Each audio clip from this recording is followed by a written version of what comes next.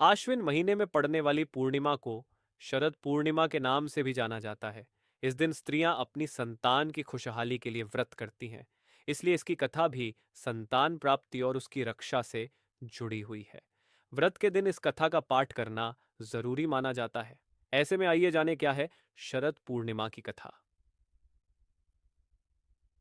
शरद पूर्णिमा व्रत कथा। पौराणिक कथा के अनुसार एक नगर में एक साहूकार की दो पुत्रियां थीं। दोनों ही पूर्णिमा का व्रत रखती थीं। बड़ी पुत्री व्रत पूरा करती थी, लेकिन छोटी पुत्री व्रत को बीच में ही अधूरा छोड़ देती थी, जिसके कारण छोटी पुत्री को संतान प्राप्ति में दिक्कतों का सामना करना पड़ रहा था। उसकी संतान जन्म लेते ही मृत्यु को प्राप्त हो जाती थी।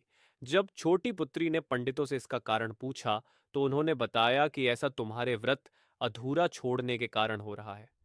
वहीं इसका उपाय पूछने पर उन्होंने बताया कि यदि तुम पूर्णिमा व्रत को पूरे विधि विधान के साथ करोगी, तो निश्चित ही तुम्हें संतान की प्राप्ति होगी।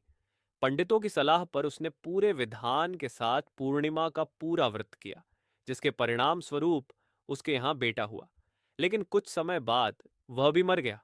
इसके बाद उसने बच्चे की देह को एक पाटे पीड़ा पर लेटाकर ऊपर से कपड़ा ढक दिया। फिर वह अपनी बड़ी बहन को बुलाकर लाई और उसे उसी पाटे पर बिठाने लगी। बड़ी बहन जब उस पर बैठने लगी, जो उसका लहंगा बच्चे का छू गया और वह जीवित होकर रोने लगा। यह देखकर उनकी बड़ी बहन ने कहा कि तू मुझे कलंक लगाना चाहती थी, मेरे बैठने से यह मर जाता।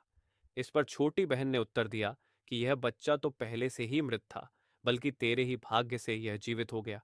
इसके बाद दोनों बहनों ने सभी नगर वासियों को शरद पूर्णिमा व्रत की महिमा और विधि बताई। कहानी अच्छी लगी तो लाइक जरूर करें और ऐसी धार्मिक कहानी सुनने के लिए चैनल को सब्सक्राइब